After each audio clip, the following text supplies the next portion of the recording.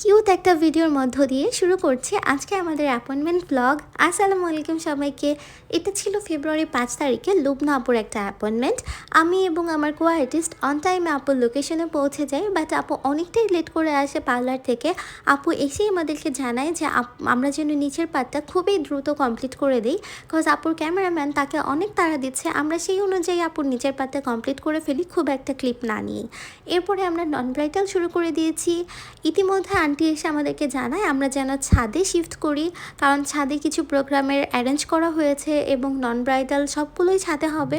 So আমরা ছাদে যাওয়ার সাথে সাথেই নন ব্রাইডাল শুরু করে দিয়েছিলাম। অনেকগুলো নন ব্রাইডাল হবে সেখানে। কেমন আছি আমি, কেমন আছি ঘরে ঘরে তোমার আসরিয়া দেখো আসিয়া, আমার বন্ধু চিকন কালিয়া দেখো আসিয়া।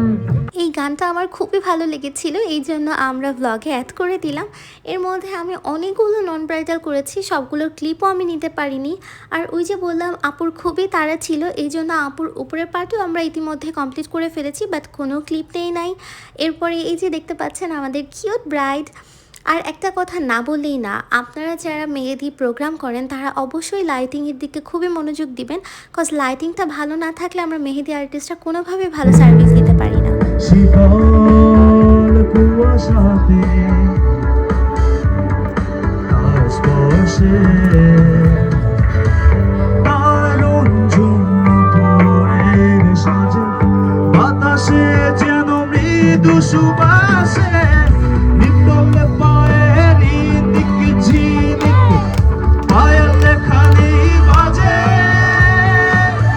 মাতলে বাজে সেই সঙ্গেতে যে আবারও গান এনজয় করলাম। আর আমরা এর মধ্যেই সবগুলো নন ব্রাইডাল শেষ করে আপুর থেকে বিদায় নিয়ে আমাদের গন্তব্যের উদ্দেশ্যে আমরা বের হয়ে যাই। ধন্যবাদ।